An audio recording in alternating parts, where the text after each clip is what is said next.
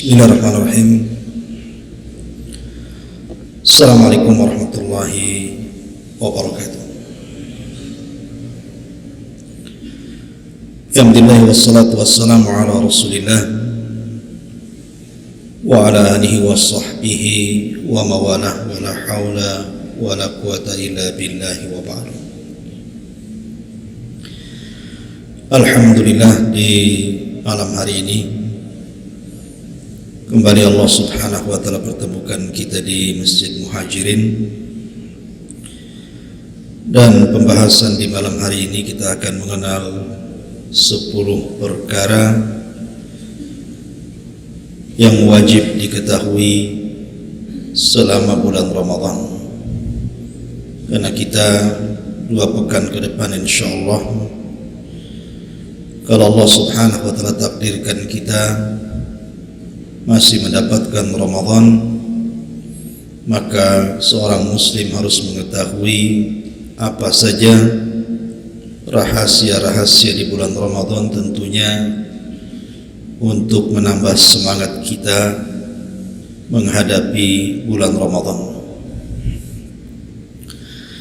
Ma'asyiral muslimin yang dimuliakan Allah subhanahu wa ta'ala, yang pertama, Ramadan wa syahrus siyam. Ramadan dan bulannya orang yang banyak berpuasa. Di dalam Al-Qur'anul Karim Allah Subhanahu wa taala berfirman, Ya ayyuhalladzina amanu taqullaha haqqa tuqatih. Ya ayyuhalladzina amanu kutiba alaikumus siyam kama kutiba 'alal ladzina min qablikum la'allakum tattaqun. Wahai orang-orang yang beriman, panggilan dalam Al-Qur'an itu hanya ada 2. Pertama, ya ayyuhan nas, dan yang kedua, ya ayyuhalladzina amanu. Wahai manusia dan wahai orang-orang yang beriman. Di dalam ayat ini Allah subhanahu wa ta'ala mengatakan ya ayyuhalladzina amanu. Apa bedanya? Kalau ya ayyuhan nas itu umumnya mencakup seluruh manusia, baik mukmin ataupun kafir. Dan biasanya panggilan yang umum ya ayyuhan nas itu sifatnya makkiyah, maksudnya turun sebelum hijrah Nabi, dan biasanya perintah setelahnya adalah bicara tauhid. Beda dengan ya ayyuhalladzina amanu, wahai orang-orang yang beriman, itu umumnya madaniyah, ayat yang turun di kota Madinah, dan biasanya perintah setelahnya bicara tentang hukum, tentang sholat, puasa, zakat, dan begitu seterusnya. Maka dalam ayat ini Allah subhanahu wa ta'ala mengatakan ya ayyuhalladzina amanu, wahai orang-orang yang beriman. Artinya khitab di sini khusus, tidak kepada semua orang, hanya untuk orang-orang yang sudah menerima Islam, orang-orang yang beriman. Maka siapapun yang merasa beriman hendaklah terpanggil dengan ayat ini. Ya ayyuhalladzina amanu kutiba alaikumus syiyam. Kalimat kutiba itu artinya diwajibkan. Tetapi kalimat kutiba biasanya diwajibkan kepada perkara-perkara yang berat. Allah tidak mengatakan wujiba alaikum, diwajibkan kepada kalian, tetapi kutiba. Kalimat kutiba, saya ulangi, tidaklah Allah subhanahu wa ta'ala menggunakan kalimat ini dalam Al-Quran kecuali pada perkara-perkara yang sangat berat. Seperti Allah mengatakan kutiba alaikumul qital, diwajibkan kepada kalian perang. Tidak semua orang ingin perang, dan tidak semua orang punya keberanian untuk perang. makanya perang itu berat. Kutiba alaikumul qisas, diwajibkan kepada kalian qisas. Tidak semua orang ingin diqisas. Maka di sini juga Allah mengatakan kutiba alaikum as-siyam, diwajibkan kepada kalian puasa karena puasa itu memang berat. Kalau sholat itu hanya 5 menit, paling lama 10 menit mungkin ya.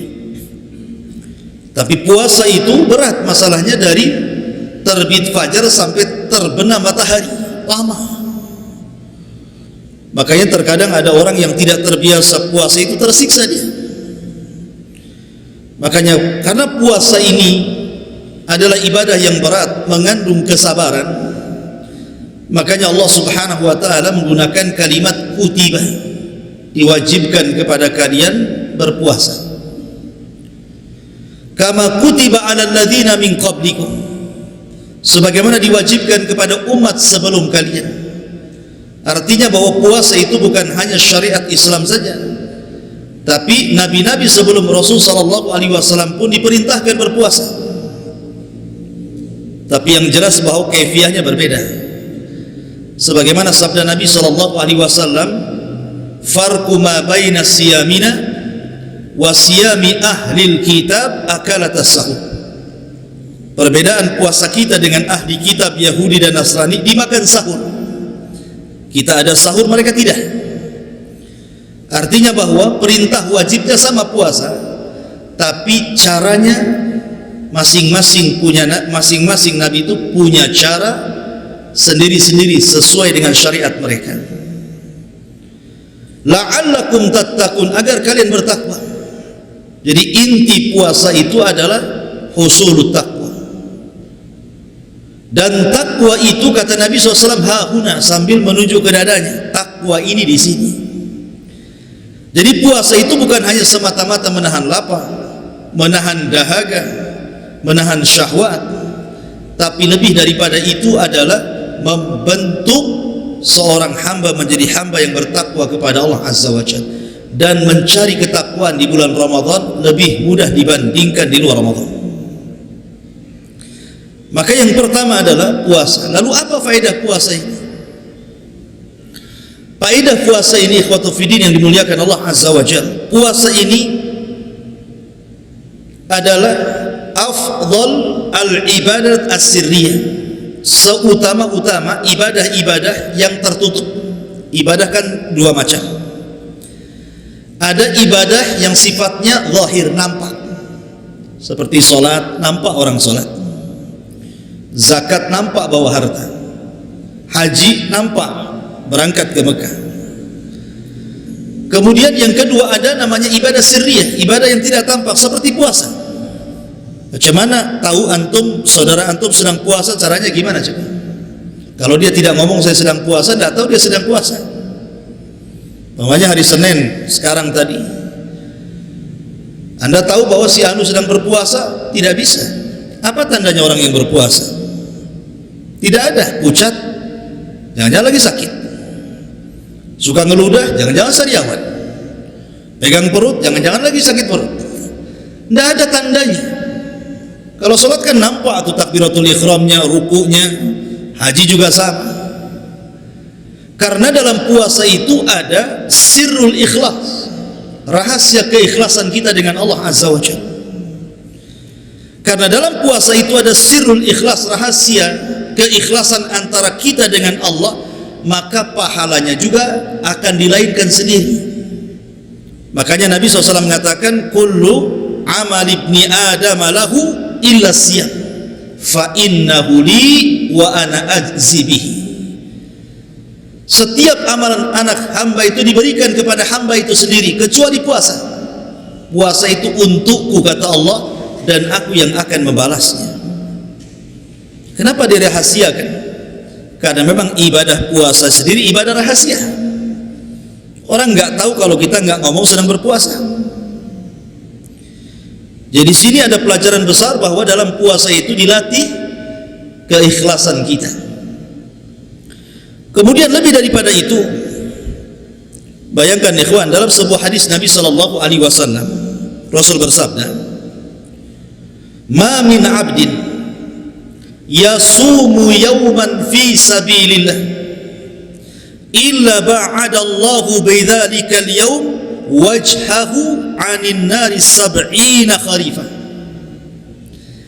Tidaklah seorang hamba berpuasa satu hari saja dalam rangka di jalan Allah Subhanahu wa taala, kecuali Allah akan jauhkan orang yang berpuasa ini wajahnya dengan api neraka 70 kharifah, 70 musim. 70 kharifah, 70 musim. Itu satu hari itu puasa. Maka puasa itu faedahnya menjauhkan kita dari neraka. Kalau 70 musim, ada yang mengatakan kharifah itu 70 tahun. Itu satu hari itu kali satu bulan, menunjukkan bahwa orang yang berpuasa itu betul-betul dijauhkan dari neraka oleh Allah Azza wa Jalla. Oleh karena itulah maka sungguh-sungguhlah dalam berpuasa, karena puasa itu menjauhkan kita dari neraka. Dan Allah mengatakan faman zuhziha 'anil nar wa udkhilal jannah faqad faz. Siapa yang dijauhkan dari neraka otomatis dimasukkan ke surga, dan itulah kesuksesan yang nyata. Ma'asyiral muslimin yang dimuliakan Allah Azza wa Jalla. Kemudian kalau kita melihat faedah puasa lagi, puasa itu membentuk kepekaan sosial. Alhamdulillah, antum di Batam ini mungkin merasakan puasa itu Ramadan saja, tapi ada saudara-saudara kita mungkin di Afrika sana atau di mana, Ramadannya itu tiap bulan tuh, karena susahnya cari makan, kelaparan, negerinya miskin, puasa tiap hari. Kalau kita kan sebulan saja mungkin ya, selama setahun itu Ramadan saja, karena makanan banyak. Artinya ada di antara hamba-hamba Allah Subhanahu wa taala yang mengalami puasa terus-menerus, kelaparan. Maka puasa itu membentuk kita supaya kita merasakan apa yang mereka rasakan. Ali radhiyallahu anhu suatu ketika bernadar, ketika salah seorang putranya sakit, kalau tidak Hasan Husain. Nadarnya, kalau Allah Subhanahu wa taala sembuhkan penyakit Hasan ataupun Husain, maka saya akan berpuasa 3 hari berturut-turut. Itu nadarnya Ali radhiyallahu anhu.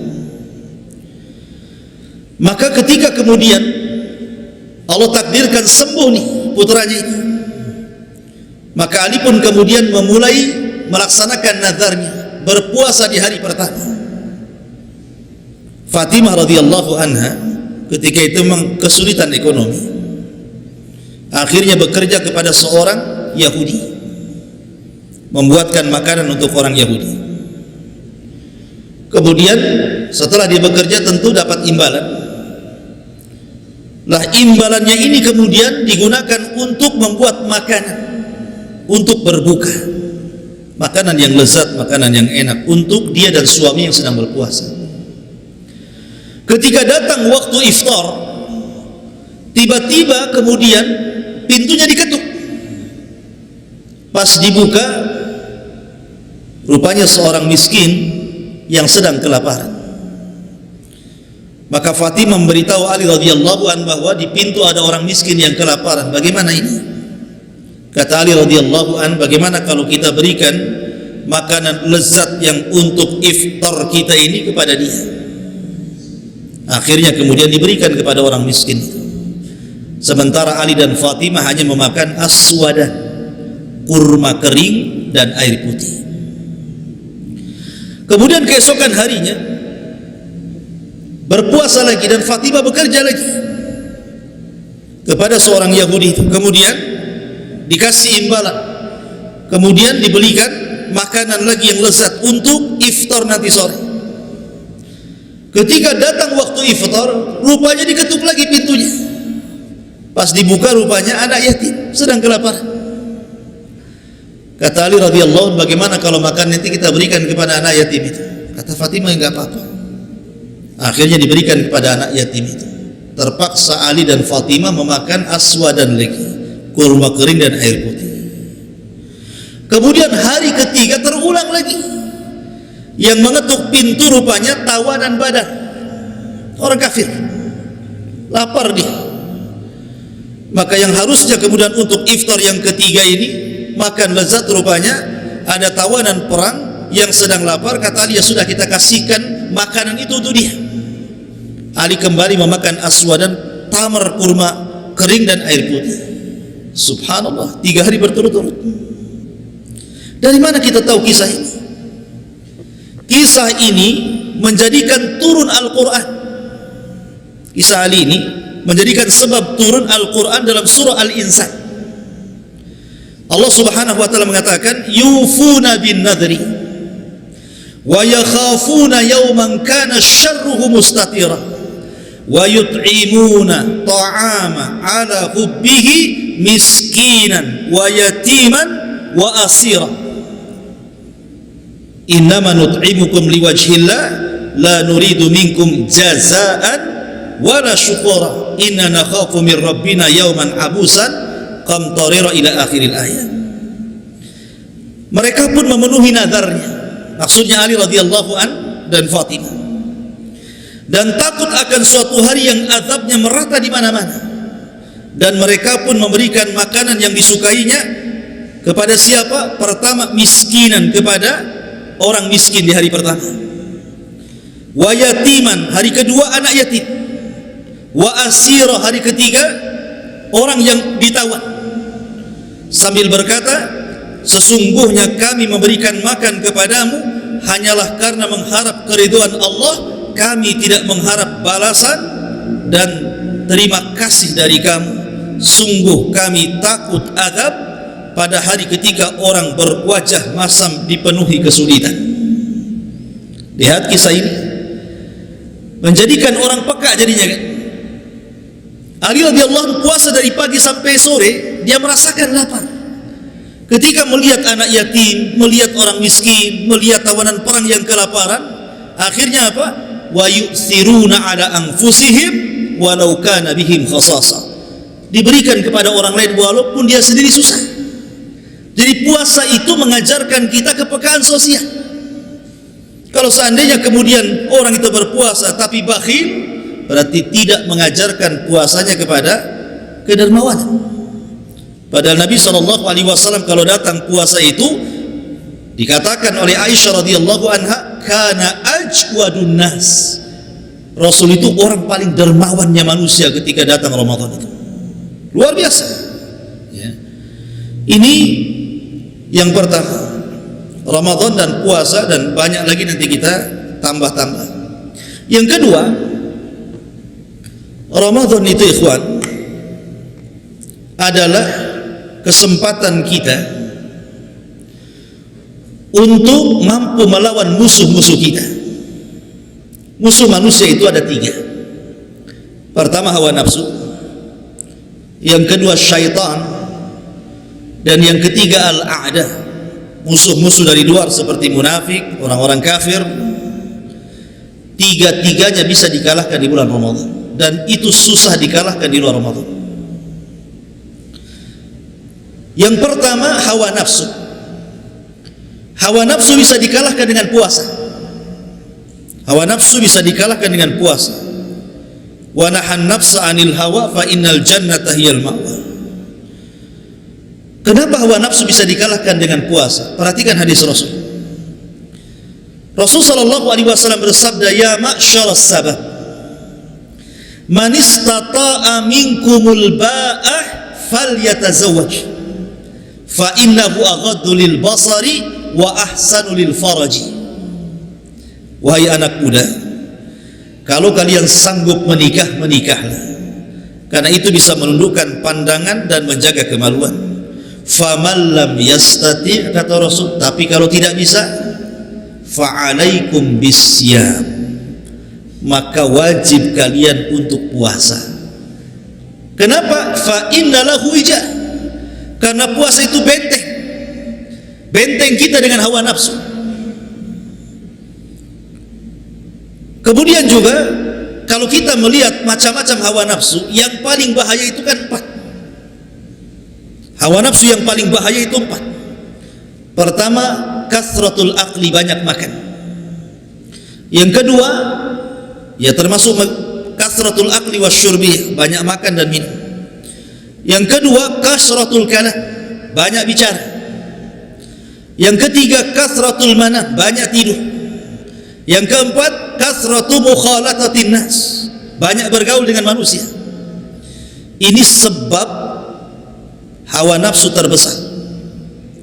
Pertama, banyak makan dan minum. Karena kalau orang terlampau kenyang, makan dan minum tidak dijaga sama sekali, maka dia akan malas untuk ibadah.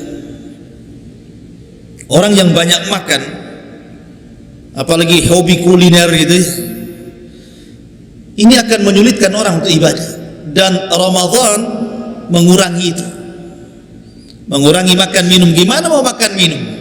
Ditahan, tidak boleh makan minum. Dari pagi sampai sore tak boleh makan minum. Yang kedua, banyak bicara. Karena orang yang banyak bicara itu banyak salahnya biasanya. Orang kalau banyak bicara itu mesti banyak keplesetnya. Kalau banyak keplesetnya, banyak dosanya.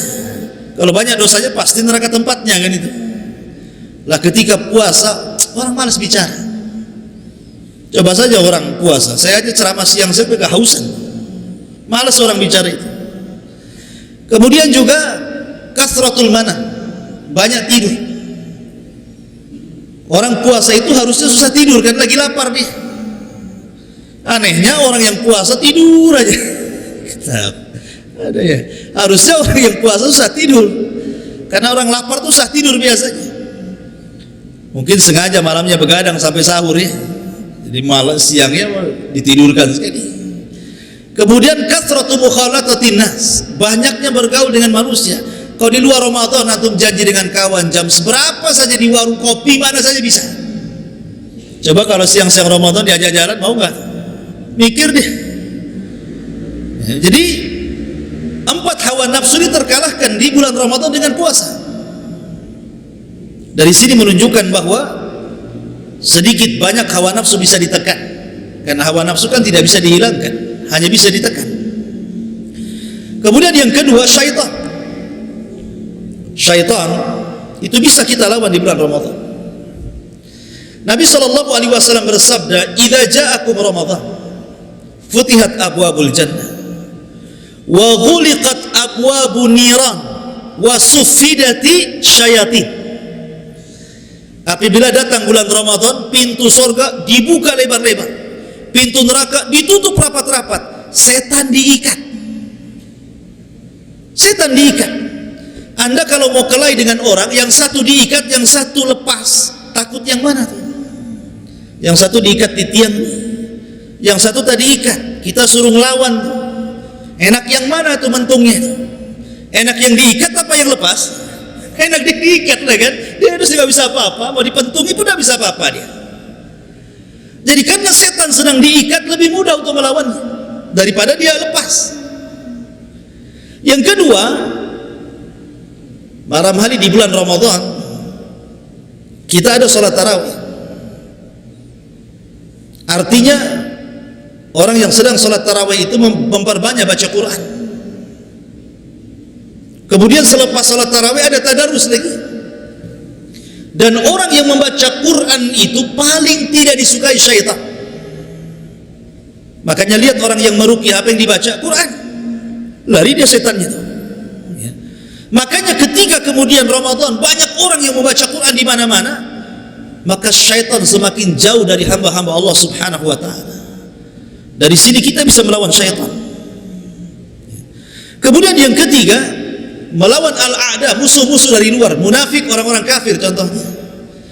Saya belum pernah membaca sebuah sejarah peperangan yang selalu dimenangkan Allah Subhanahu wa taala kecuali perang di bulan Ramadan. Banyak peperangan kaum muslimin itu yang banyak ditolong dan dimenangkan rata-rata terjadi di bulan Ramadan. Contoh dua saja perang yang sangat besar, yang dengan dua perang ini menjadikan kejayaan Islam. Pertama perang Badar, yang kedua Fathu Mekah. Dua-duanya terjadi di bulan Ramadan. Sampai Allah abadikan dalam Al-Quran, "Idza jaa nasrullahi wal fath." Apabila datang pertolongan Allah di Badar dan Fathu Mekah. Badar terjadi 17 Ramadan. Fathu Mekah juga sama terjadi di bulan Ramadan. Dua-duanya Allah menangkan, dan itu yang menentukan perang jaya dan tidaknya Islam di zaman itu. Dari sini menunjukkan bahwa kita bisa melawan banyak musuh di sini. Makanya kenapa kemudian bulan Ramadan disebut Syahrul Intisar, bulan kemenangan bagi yang sungguh-sungguh melawannya ya. Salahnya banyak juga kemudian di bulan Ramadan harusnya orang puasa dia pula tak puasa, harusnya orang sholat tarawih sibuk pula main-main di luar gitu. Jadi dia rugi orang seperti ini. Ini yang kedua. Yang ketiga, bahwa Ramadan itu terkumpul semua ibadah yang disebut dengan arkanul Islam. Rukun-rukun Islam itu semua bisa dilakukan di bulan Ramadan. Syahadat paling banyak diucap di bulan Ramadan. Salat paling banyak dilakukan di bulan Ramadan. Puasa, memang Ramadan sendiri adalah bulan puasa. Zakat, sedekah paling banyak dilakukan di bulan Ramadan. Termasuk juga haji. Apa maksudnya haji di sini? Nabi SAW bersabda, "Al-umratu fi Ramadan ta'dilu hajjata ma'i." Umrah di bulan Ramadan itu pahalanya sama dengan haji bersama Rasul di Wada. Dan tidak ada umrah terbanyak kecuali Ramadan. Coba antum umrah 10 akhir Ramadan lebih banyak dibandingkan ketika haji yang berjubel di haram itu. Kenapa? Karena pahalanya sebanding dengan haji. Bukan hanya haji saja, haji bersama Nabi di Wada.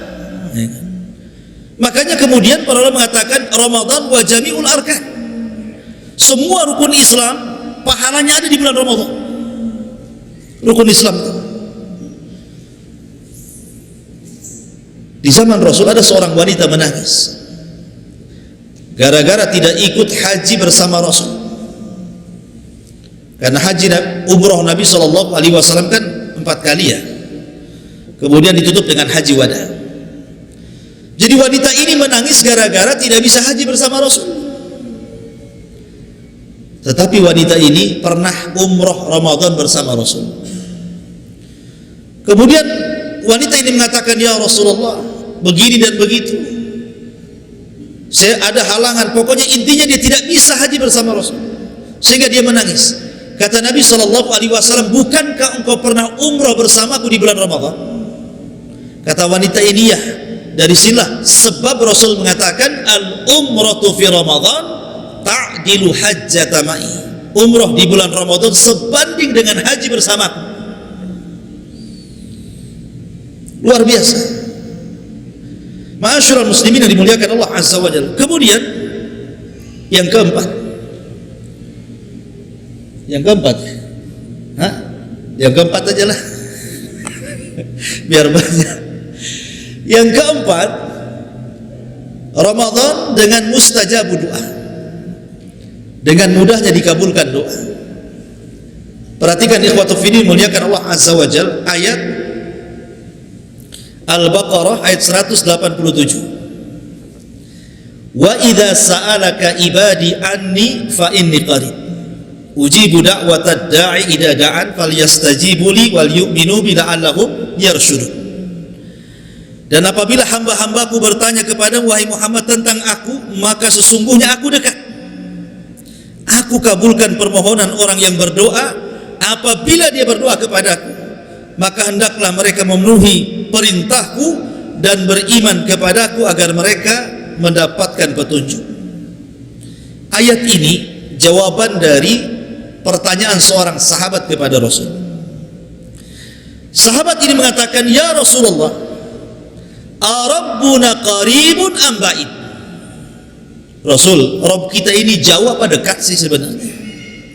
Rabb kita ini jauh apa dekat? Idza kana qarib fanunaji wa idza kana ba'id fanunadi. Kalau memang Rabb kita dekat, maka kita tinggal bisik-bisik saja. Tapi kalau Rabb kita jauh, kita tinggal memanggilnya. Jadi yang benar mana, kita ini berdoa bisik-bisik ataukah kita panggil dengan keras-keras?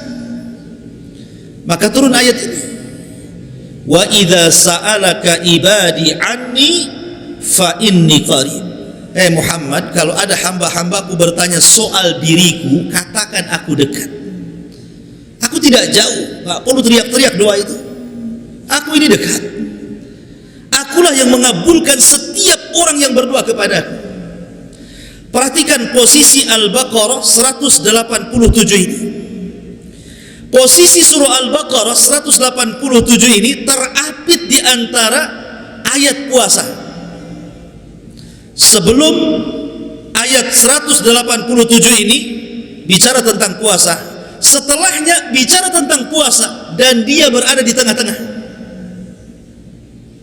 Coba perhatikan, kalau antum buka mushaf 184, ya ayyuhalladzina amanu kutiba alaikumusiyam kama kutiba alal ladzina min qablikum la'allakum tattaqun, sampai 186, syahrul ramadhan alladzi unzila fihil Qur'an.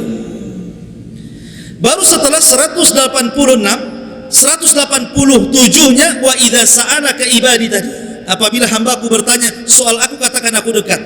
188-nya uhillat lakum lailatas siyam arrafathu ila nisaikum, dihalalkan kepada kalian malam bagi orang yang berpuasa boleh melakukan hubungan suami istri. Artinya ayat tentang kedekatan Allah itu diapit dengan ayat-ayat Ramadan, baik sebelum atau sesudahnya. Apa faedahnya? Menunjukkan bahwa kedekatan Allah di bulan Ramadan lebih dekat dengan hambanya dibandingkan di luar Ramadan. Dan pengabulan doa Allah subhanahu wa ta'ala kepada hamba-hambanya di bulan Ramadan lebih mustajab dibandingkan di luar Ramadan, karena Ramadan bulan suci. Makanya kenapa Ramadan itu bulan doa, terutama di 3 waktu, kata para ulama.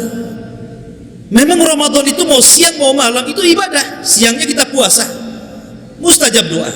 Malamnya qiyamul lail, qiraatul Quran, mustajab doa. Tetapi kata para ulama, ada 3 waktu penting di bulan Ramadan, jangan pernah ditinggalkan untuk doa. Pertama, Rasul mengatakan lis-shaimi da'watun la turad. Bagi orang yang berpuasa ada tempat doa yang tidak mungkin dibantah Allah. Kapan itu? Inda fitrihi, menjelang berbuka. 5 menit, 10 menit menjelang berbuka, itu waktu mustajab itu. Dan Nabi SAW bersabda, lillahi utaqa'u minan nar fi kulli lailatin min Ramadan. Allah subhanahu wa ta'ala setiap malam di bulan Ramadan itu memerdekakan hamba-hambanya dari api neraka, dan itu dimulai saat berbuka. Kapan Allah membebaskan hamba-hambanya dari api neraka di malam hari? Itu dimulai saat berbuka. Dari situlah para ulama menasihati kita, kalau Anda hendak berdoa menjelang berbuka, itu doa yang paling baik, mintalah itkun minan nar, minta supaya kita dibebaskan dari neraka. Ya Allah, bebaskan saya dari neraka. Ya Allah, bebaskan istri saya dari neraka. Ya Allah, bebaskan orang tua saya dari neraka. Ya Allah, bebaskan anak saya, semua yang saya cintai dari neraka. Itu doa terbaik ketika menjelang berbuka itu, karena itu waktu Allah membebaskan kita dari api neraka. Coba bayangkan kalau seandainya Allah takdirkan di antara kita yang dibebaskan dari api neraka, maka selamanya dia tidak mungkin masuk neraka, karena sudah dicatat. Ya. Yang kedua, sepertiga malam.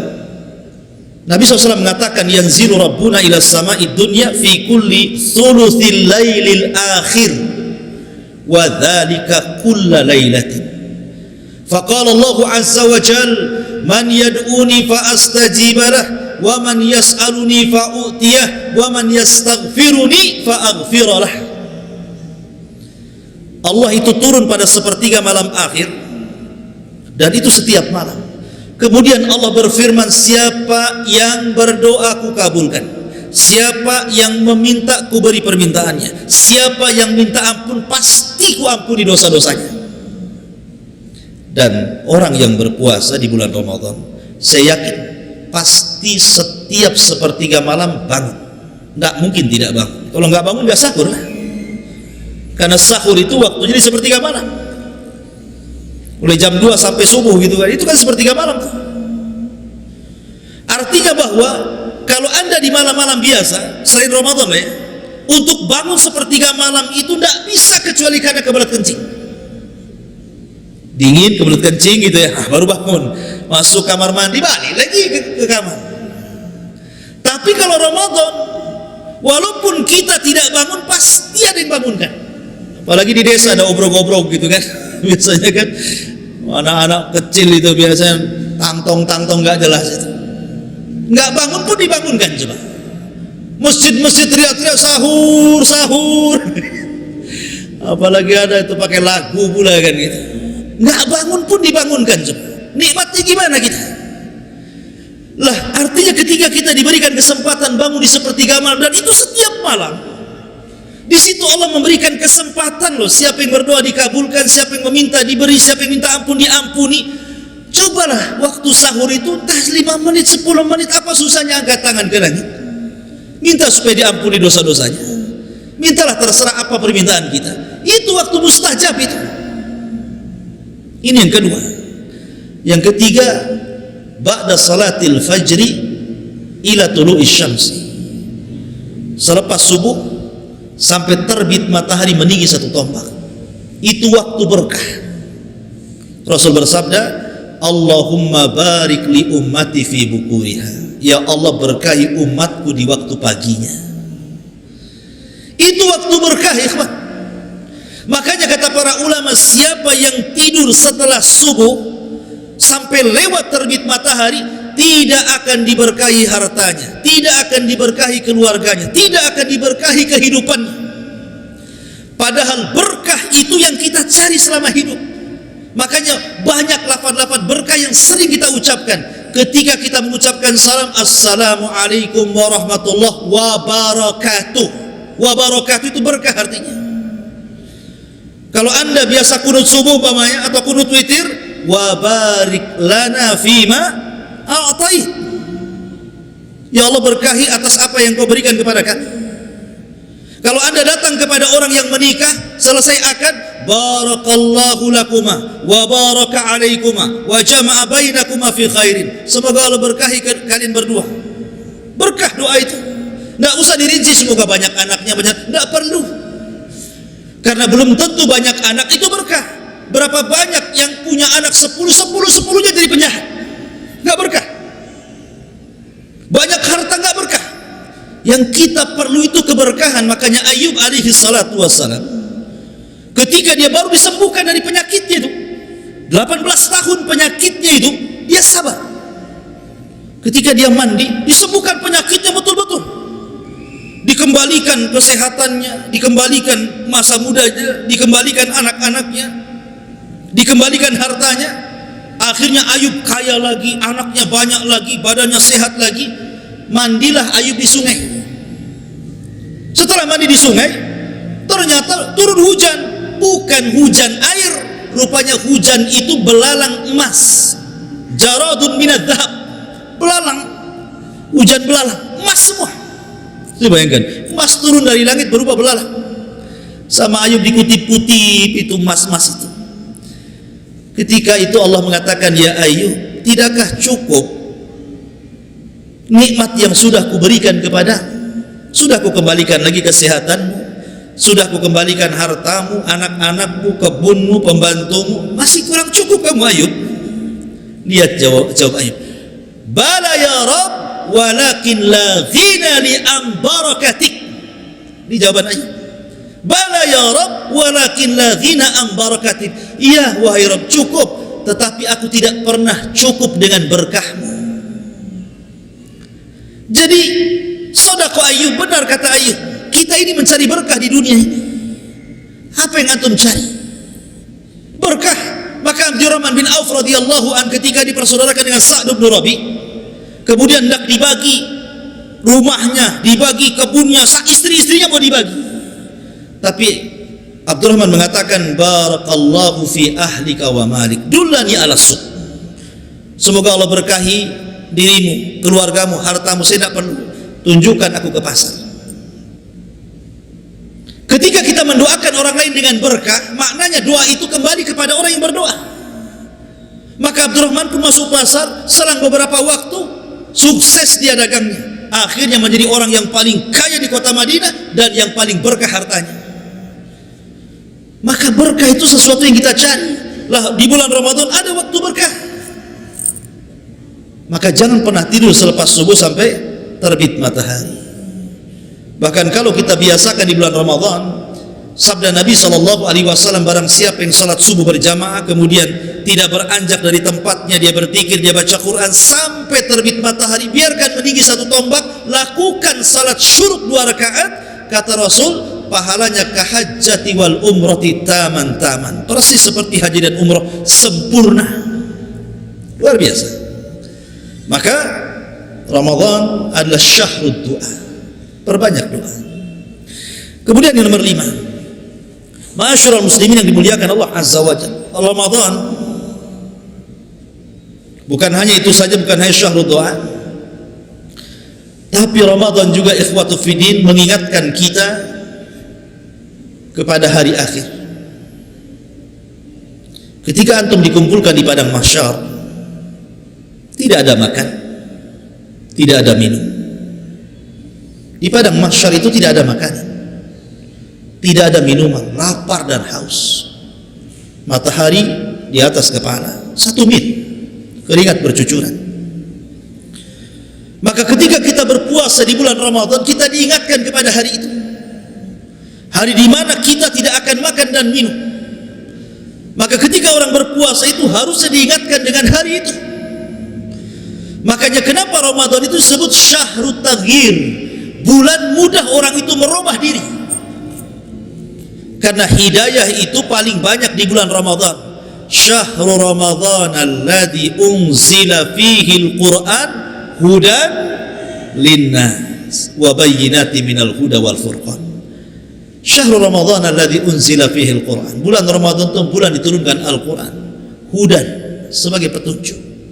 Dan petunjuk yang paling banyak diberikan Allah dan yang menerima petunjuk di bulan Ramadan jauh lebih besar dibandingkan di bulan yang lainnya. Orang yang masuk Islam itu banyak di bulan Ramadan. Orang yang bertobat itu banyak di bulan Ramadan. Sampai-sampai artis saja tidak pakai jilbab di bulan Ramadan. Kenapa? Menghormati Ramadan katanya. Walaupun habis Ramadan dicabut lagi kadang-kadang. Ya ikhwan, ada orang yang berubah itu walaupun hanya karena malu menghormati Ramadan, tapi kan dia berubah dia. Coba kalau seandainya perubahan itu diteruskan sampai di luar Ramadan, dapat hidayah terus dia. Ya wajar ikhwan. Kenapa kemudian manusia itu mudah berubah di bulan Ramadan? Jangan lagi manusia, alam semesta lo bisa berubah di bulan Ramadan. Alam semesta ini semua berubah di bulan Ramadan. Pintu langit terbuka semuanya, pintu surga terbuka semuanya, pintu neraka tertutup semuanya, setan-setan diborgol. Ini terjadi perubahan luar biasa. Alam semesta, sak surganya, sak nerakanya, sak setannya lo berubah. Gimana kita tidak berubah? Oh, alam semesta aja bisa berubah, masa kita tidak bisa berubah? Makanya Ramadan itu syahrut taghyir, karena kita diingatkan dengan padang mahsyar. Harus punya rasa takut sebelum kita betul-betul kelaparan di akhirat kan gitu. Maka buatlah perubahan di bulan Ramadan, karena hidayah di bulan Ramadan itu lebih mudah. Dan itu kita saksikan ikhwan. Coba perhatikan, sholat yang paling banyak dilakukan selama setahun di bulan apa? Di bulan Ramadan. Sampai ada masjid ini walaupun lantai 2 tidak muat, sampai keluar sampai pakai terpal lagi. Saking banyaknya. Belum lagi budaya orang baca Quran sama di zaman Rasul. Di zaman Rasul, jangan lagi di luar Ramadan, jangan lagi di bulan Ramadan, di luar Ramadan saja, di rumah-rumah kaum muslim itu keluar suara Al-Quran persis seperti suara tawon. Sampai Nabi SAW pernah keluar di luar Ramadan. Nabi mendengar bacaan Quran keluar dari rumah-rumah para sahabat. Tapi Rasul tertarik dengan satu rumah karena suaranya indah. Nabi SAW berdiri di rumah itu lama sekali. Dia dengarkan bacaan Sahibul Bait itu. Rupanya di dalam rumah itu adalah Abu Musa al-Ash'ari radhiyallahu anhu. Indah sekali bacaannya. Rasul sampai takjub. Sampai tidak terasa berdiri lama di malam itu sampai hampir mendekati subuh. Kemudian Nabi SAW setelah itu pulang sholat subuh. Setelah sholat subuh dia panggil Abu Musa al-Ash'ari dan mengatakan, ya Abu Musa, semalam aku berdiri di samping rumahmu sementara kau melantunkan Al-Quran, demi Allah la sautuka kamizmar min mazamiri ahli Daud, suaramu indah seperti Daud kalau melanggamkan zabur. Kata Abu Musa, ya Rasulullah, kalau aku tahu kau ada di samping rumahku, ku indahkan lagi bacaanku. Saya nggak tahu aja saya, bukan itu. Tapi lihat tuh rumah-rumah para sahabat keluar Al-Quran, apalagi di bulan Ramadan. Tapi sayang di zaman sekarang ini sudah enggak, paling di masjid-masjid saja. Kalau antum masuk perumahan itu yang keluar suara apa coba? TV dikeras-kerasin, dangdut macam-macam di situ. Nggak ada lagi suara Quran. Tapi di masjid-masjid alhamdulillah masih ada gitu kan di bulan Ramadan itu. Ada yang sampai jam 2 nggak peduli tetangga terganggu atau enggak, punya ngaji saja. Setelah dilihat di masjid rupanya kaset kan. Masyarul muslimin yang dimuliakan, intinya bahwa masih ada orang yang baca Quran itu paling banyak di bulan Ramadan. Di Ramadan itu jarang. Bahkan orang yang tidak baca Quran saja dia bisa mendengar Quran dibaca. Sedekah paling banyak dilakukan di bulan Ramadan. Banyak orang kalau sore-sore datang ke masjid bawa iftar. Luar biasa. Karena Rasul mengatakan, man fattara shaim, barang siapa yang beri makan orang yang berpuasa, kana lahu ajru shaim, maka dia dapat pahala orang yang berpuasa. Berbondong-bondong orang yang datang ngantar iftar ke masjid sampai di jadwal di perumahan itu. Coba kalau di luar Ramadan, mikir dia bawa makanan ke masjid. Kenapa? Karena lihat pahala yang luar biasa, hidayah ada di situ. Maka Ramadan kesempatan syahrut taghyir, merubah akhlak. Ya. Makanya Ramadan itu madrasah, penggemblengan kita ketika di luar Ramadan minimalnya adalah bekas-bekas Ramadannya. Kemudian yang nomor berapa Pak Rasul? Nomor 6. Nomor 6. Hah? Nomor 7, nomor 6 sajalah. Baik. Nomor 6. Ramadan ini ikhwatu fiddin yang dimuliakan Allah Subhanahu wa taala adalah pelajaran besar nih, namanya Ramadan wal Khawatim. Ramadan itu ada pelajaran besar tentang pentingnya memperhatikan akhir dari kehidupan kita. Karena orang itu bukan dilihat di awal, bukan dilihat di tengah, tapi dilihat di akhir. Al-a'mal bi khawatimiha. Amal itu ditentukan akhirnya. Makanya ada istilah husnul khotimah atau su'ul khotimah. Coba kita perhatikan Ramadan. Ramadan ini kalau kita bagi 3, pakai kaidah taslis bagi 3. 10 awal, 10 tengah, 10 akhir. Mana yang lebih afdal? 10 akhir. Yang paling afdal dari Ramadan itu 10 akhir. Kenapa? Karena di 10 akhir ada Lailatul Qadar yang tidak ada di 10 awal, 10 tengah. Dan Rasul mengatakan, iltamisu Lailatul Qadri fi ashril awakhir min Ramadan. Carilah Lailatul Qadar di 10 akhir Ramadan, tepatnya di tanggal-tanggal ganjil 21, 23, 25, 27, 29 dan itu. Taib, kita urut dari hari dulu. Hari ini satu hari 24 jam itu. Kalau kita urut dari terbit matahari, sepertiganya dari pagi sampai duhur, sepertiga tengah dari duhur sampai isya, sepertiga akhirnya dari isya sampai ke subuh. Mana yang lebih afdal? Dari isya sampai ke subuh. Kenapa? Karena di situ ada sepertiga malam. Allah turun ke langit dunia. Kita masuk ke minggu. Bumi diciptakan hari Ahad dan diakhiri hari Jumat. Kita bagi 3. Minggu atau Ahad, Senin. Ini sepertiga pertama. kemudian Selasa, Rabu, ya kan? Kamis, Jumat. Berarti yang akhirnya di Kamis dan Jumat kan? Karena Sabtu kan tidak, karena cuma 6 hari penciptaan langit dan bumi itu. Dimulai dari Ahad, diakhiri hari Jumat. Itulah penciptaan langit dan bumi. Berarti ketemunya Kamis dan Jumat itu di akhir. Di situ ada puasa Kamis, dan Jumat sendiri adalah pemimpinnya hari. Di situ diciptakan Adam, di situ Adam dimasukkan ke sorga, di situ Adam dikeluarkan dari sorga, di situ kiamat dibangkitkan kan itu. Ini kalau hitungan minggu, tetap yang paling akhir yang afdal. Hitungan bulan. Hitungan bulan dimulai daripada Muharram, itu kan bulan 1. Muharram itu bulan 1 kan. Kalau kita hitungan bulan dibagi 4, dibagi 3 jadi 4 bulan, 4 bulan, 4 bulan. Maka ketemunya kalau 4 bulan pertama Ashhurul Hurum cuma dapat 1. Bulan Muharram itu Ashhurul Hurum. Kemudian 4 bulan tengah juga sama, Ashhurul Hurumnya cuma dapat 1, Rajab. Tapi 4 bulan terakhir Ashhurul Hurumnya 2 plus dengan Ramadan. Dimulai daripada Ramadan, Syawal, Dzulqa'dah, Dzulhijjah. Karena nanti ketemu Muharram lagi. Berarti 4 akhir dari bulan dibagi 3 itu ketemunya Ramadan, Syawal, Dzulqa'dah, Dzulhijjah. Bayangkan, pertama Ramadan bulan suci, kemudian Dzulqa'dah bulan suci, kemudian Dzulhijjah bulan suci. Menunjukkan bahwa kalau cerita tahun pun yang akhir yang baik. Atau umur antum, umur kita nih, ada namanya umur dari bayi sampai 15 tahun. Itu mulai, ini yang pertama, karena baliknya orang 15 tahun kalau laki-laki. Kemudian dari 15 tahun ke 40.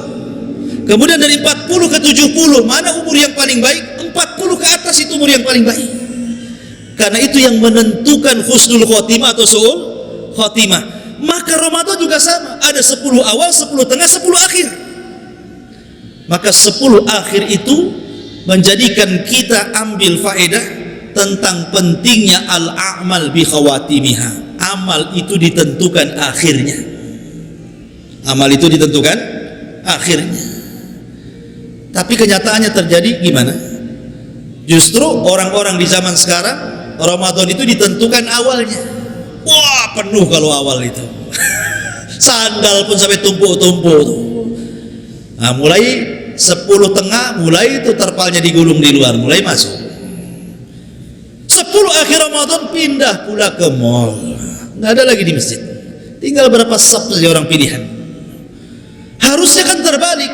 Hari pertama biasalah, hari kedua makin ramai, hari ketiga harus ramai sekali kan begitu ya.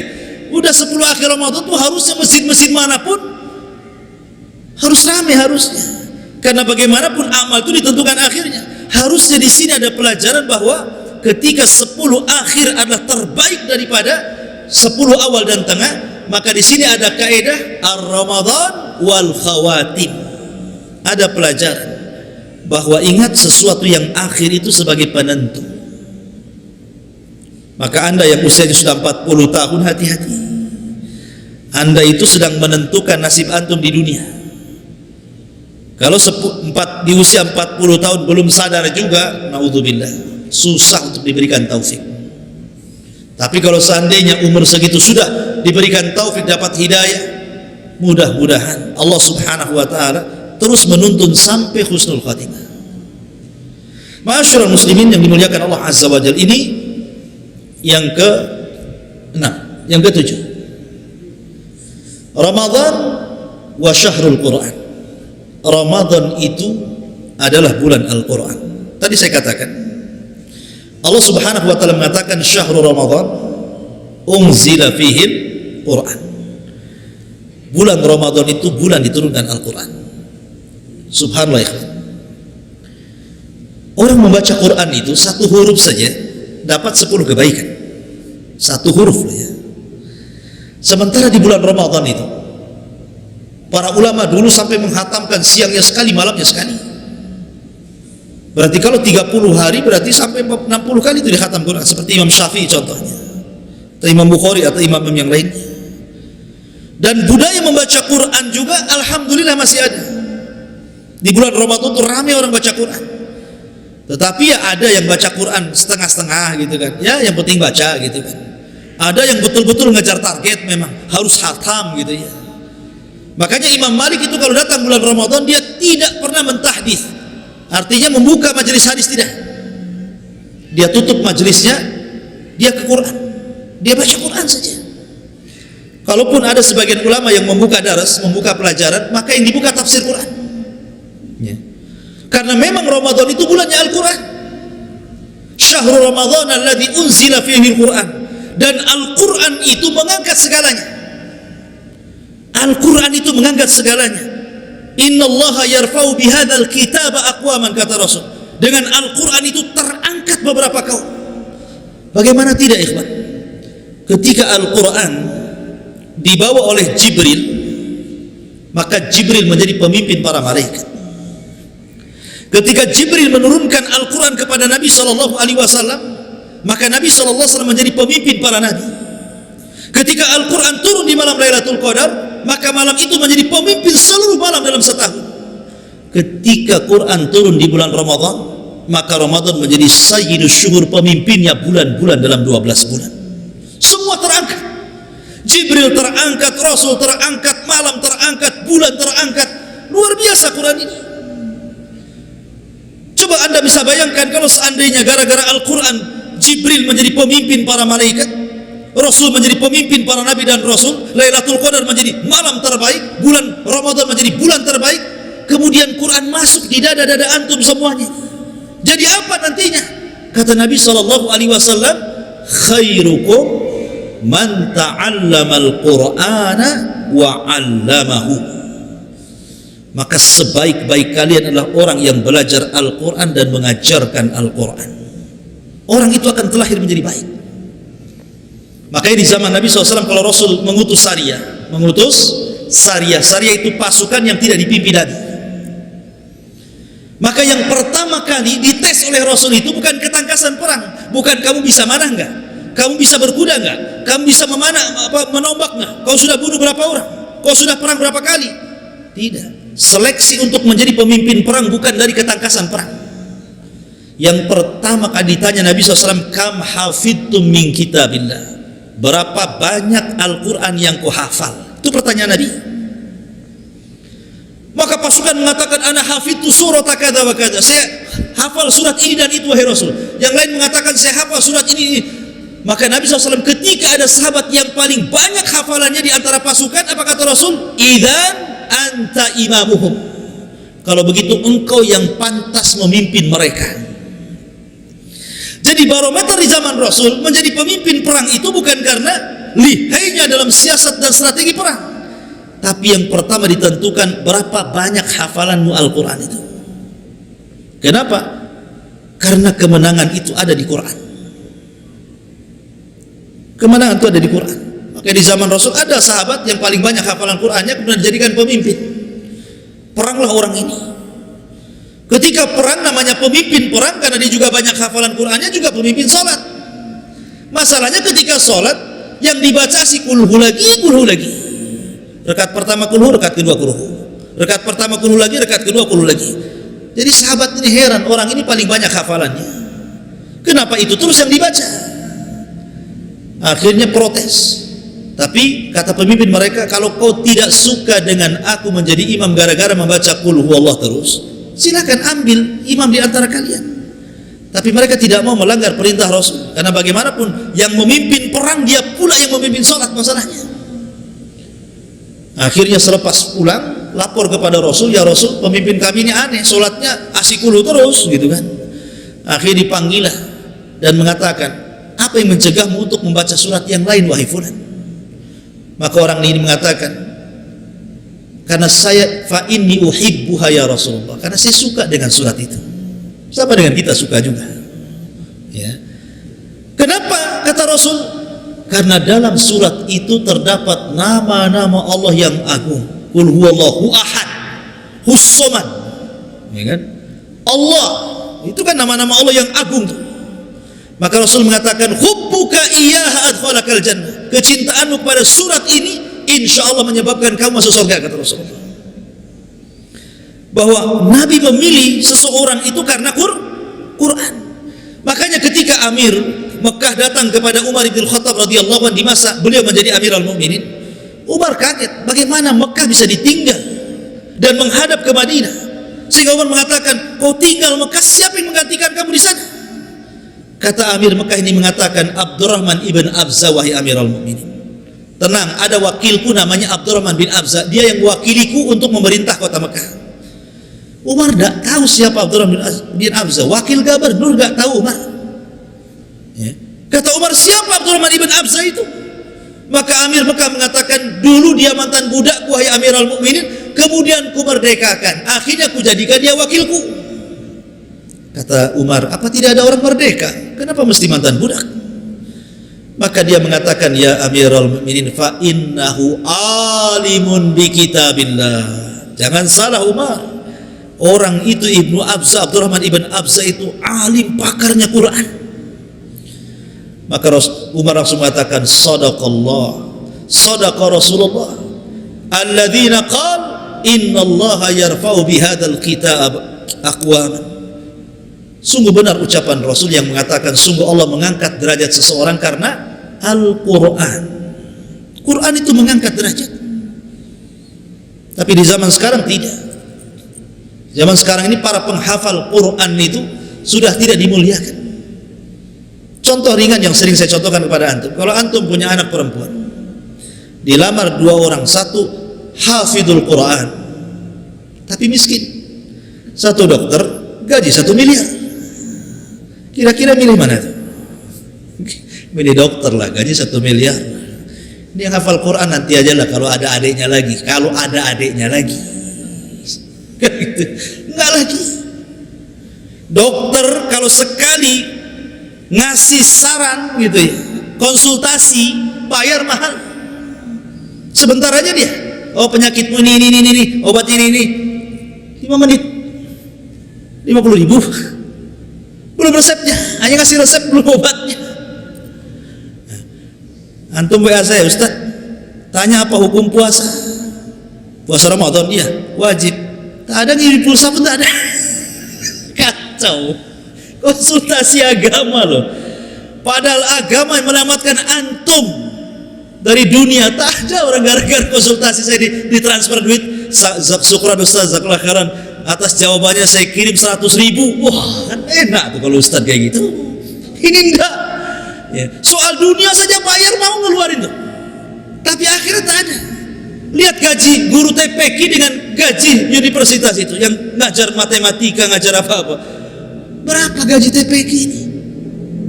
Pada jelas-jelas ngajar akhirat loh, yang menjadikan orang selamat dunia akhirat. Makanya kalau di zaman dulu betul-betul dimuliakan ulama, agama dimuliakan. Makanya wajar kalau seandainya Allah mengatakan wa qala ar-rasul inna qaumi ittakhadhu hadzal qur'ana mahjura.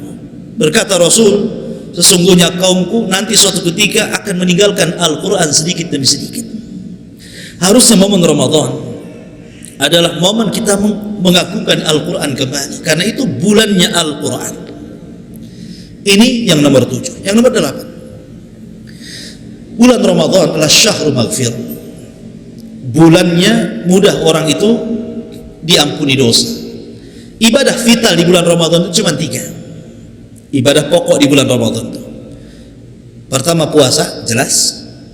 Yang kedua tarawih, yang ketiga Lailatul Qadar. Kalau disebut Ramadan tidak lepas dari 3 perkara ini. Puasa, tarawih, Lailatul Qadar, kan itu. Perhatikan hadis Nabi SAW. Man shoma Ramadanan imanan wa ihtisaban ghufira lahu ma taqaddama min dhanbi. Man qama Ramadanan imanan wa ihtisaban ghufira lahu ma taqaddama min dhanbi. Wa man qama lailata qadrin imanan wa ihtisaban ghufira lahu ma taqaddama min dhanbi. Barang siapa yang berpuasa, dia meyakini kewajibannya, beriman dengan kewajibannya, mengharap pahala Allah, diampuni dosa-dosanya. Barang siapa yang qoma, Maksudnya qoma di sini salat tarawih. Penuh dengan iman dan mengharap pahala Allah, diampuni dosa-dosanya. Barang siapa yang menghidupkan malam Lailatul Qadar, penuh iman dan mengharap pahala Allah, diampuni dosa-dosanya. Lihat, 3 hadis ini redaksinya hampir mirip. Yang satu bicara tentang puasa, yang satu bicara tentang tarawih, yang satu bicara Lailatul Qadar. Dan semuanya berfaedah mengampuni dosa kita. Makanya Ramadan diambil dari 3 huruf mim, ra, mim, dad. Ramadha yarmadu Ramadanan. Kalau tasrifnya seperti itu. Artinya apa? Membakar. Apa yang dibakar? Yang dibakar itu dosa kita. Yarmadu dzunub, kata para ulama.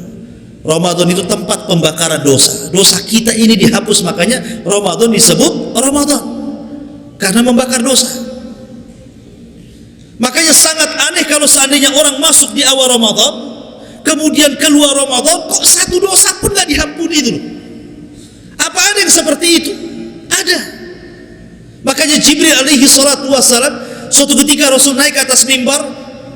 Di mimbar pertama Rasul mengatakan amin, naik ke mimbar kedua Rasul mengatakan amin, naik ke mimbar ketiga Rasul mengatakan amin. Kemudian Rasul berceramah. Kemudian selesai ceramah, sahabat datang, ya Rasul, alama amanta. Rasul, tadi amin tadi di awal itu apa yang kau doakan? Kata Nabi SAW, ataniya Jibril. Oh, Jibril tadi datang, dia memohon untuk diaminkan 3 doa. Salah satunya ragima anfu rajulin, summa ragima anfu rajulin, summa ragima anfu rajulin adraka Ramadan falam yughfar min dzunubi. Celaka dan binasa, celaka dan binasa, celaka dan binasa. Orang masuk Ramadan keluar satu dosa pun gak ada yang diampuni. Maka Rasul mengatakan fakultu amin, ku aminkan kecelakaannya. Maka rugi kalau orang masuk Ramadan kok sebelum Ramadan, masuk Ramadan, setelah Ramadan kok sama saja. Nggak ada pengaruhnya Ramadan itu. Kan banyak di masyarakat tuh orang yang nggak, kayaknya biasa saja, nggak puasa itu kayak nggak beban dosa gitu kan. Saya tuh pernah melihat tukang bangunan tuh biasa aja makan minum nggak jelas. Jadi kalau memang Ramadan tidak ada pengaruh sama sekali, rugi dia.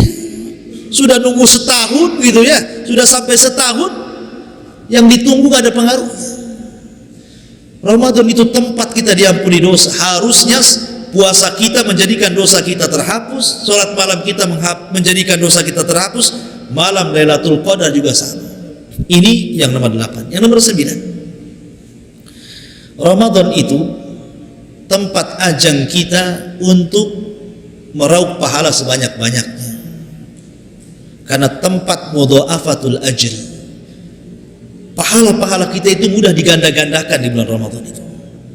Pahala kita selama Ramadan itu hampir semua ibadah diganda-gandakan pahalanya.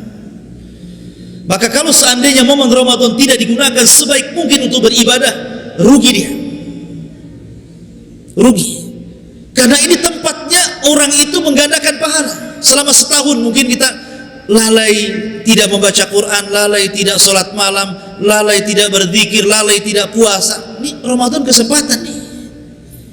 Karena biasanya kalau ibadah rame-rame itu lebih mudah dibandingkan ibadah sendiri. Contoh qada Ramadan. Antum punya utang Ramadan nih, mau bayar itu sulit kayaknya. Jatuh-jatuhnya bulan Sya'ban, setahun. Itu kalau ingat.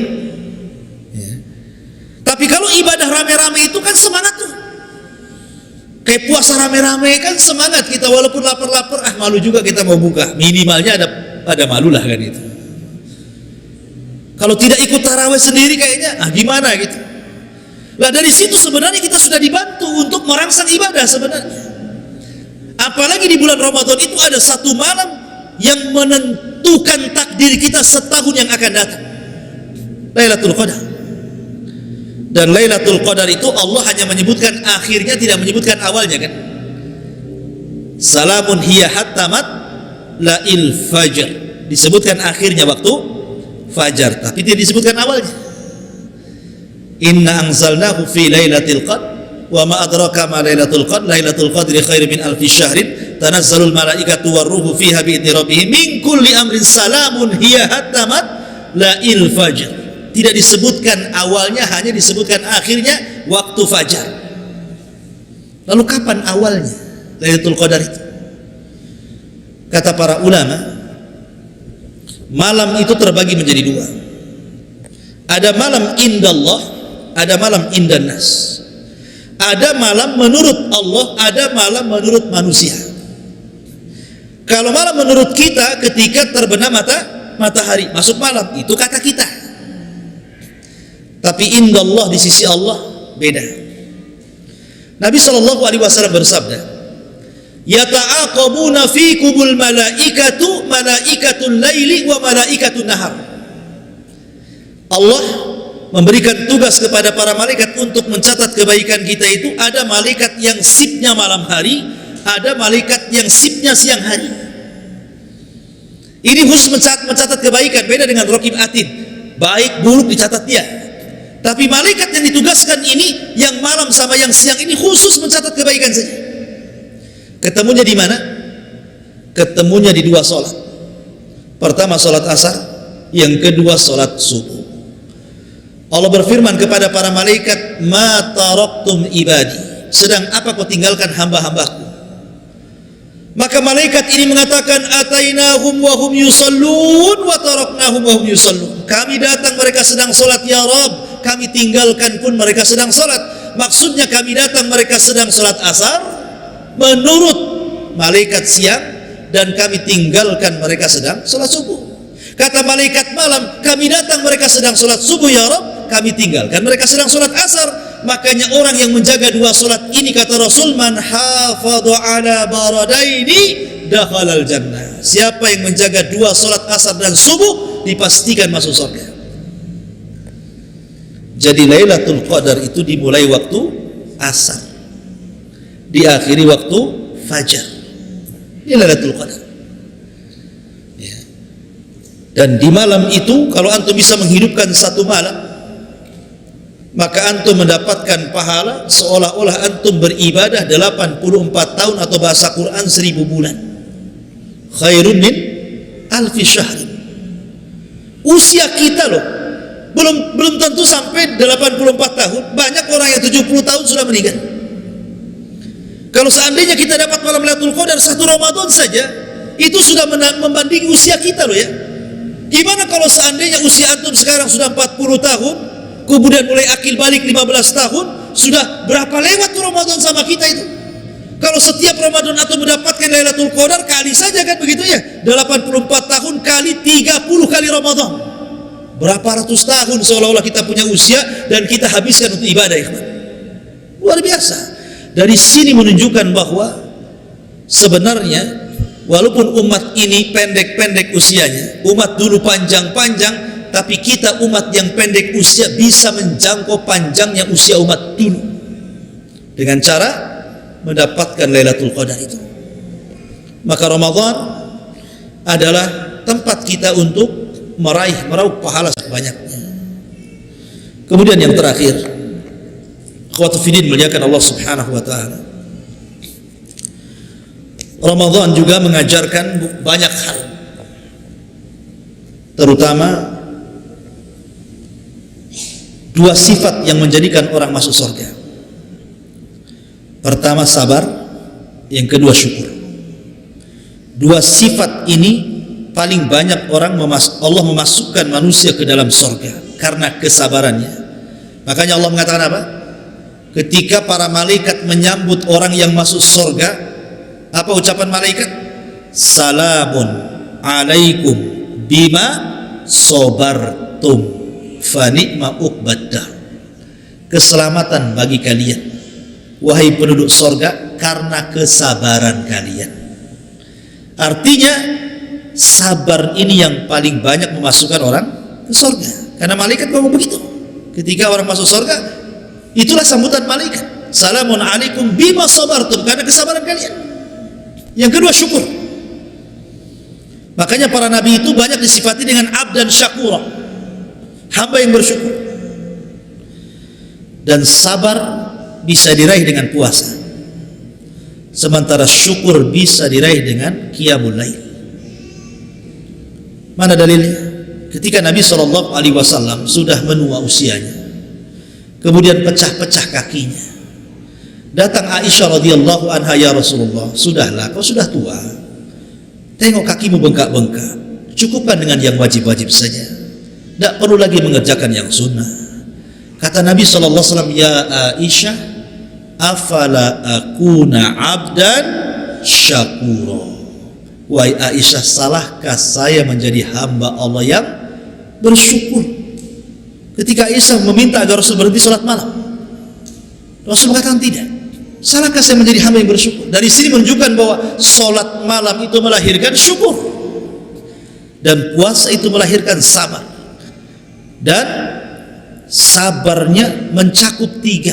Orang puasa itu mencakup tiga kesabaran: sabar dalam menjalankan perintah, sabar dalam menjauhi larangan, sabar dalam menghadapi ketentuan qada dan qadar. Itu ada di puasa semua tiga-tiganya. Sabar melaksanakan perintah untuk tidak makan, tidak minum sampai terbenam matahari, sabar karena ini perintah. Kemudian sabar untuk tidak terjerumus kepada larangan. Yang halal saja tidak boleh, apalagi yang haram. Menggauli istri itu halal, siapa yang bilang haram? Tetapi dilarang. Di bulan Ramadan kan dilarang, tidak boleh orang puasa menggauli istrinya. Yang halal dilarang, bagaimana mungkin kemudian yang haram? Yang mubah saja dilarang, makan minum itu kan mubah, tapi dilarang juga, apalagi yang haram. Kemudian ketika kita merasakan lapar, haus, itu takdir Allah Azza wa Jalla. Maka tiga-tiga kesabaran itu ada dalam puasa. Makanya kenapa puasa itu pahalanya tidak terkira, innama yuwaffas sabiruna ajrahum bighairi hisab. Ya. Sesungguhnya pahala bagi orang-orang yang sabar akan diberikan tanpa batas. Makanya puasa itu milikku, kata Allah, aku yang akan mengganjarnya. Begitu juga syukur. Ya. Maka dua sifat ini terkumpul, penyabar dan bersyukur. Sabar dengan puasa, syukur dengan qiyam al-lail. Wallahu a'lam, dan banyak lagi faedahnya, tapi sudah jam 9 lebih. Baik, kita buat tanya jawab sementara saja 5 menit. Kalau ada yang bertanya silakan.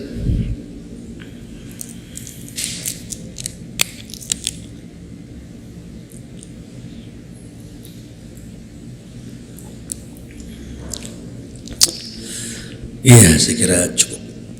Subhanakallahumma bihamdika, asyhadu an la ilaha illa anta, astaghfiruka wa atubu ilaik. Wallahu ta'ala a'lam. Assalamualaikum warahmatullahi wabarakatuh.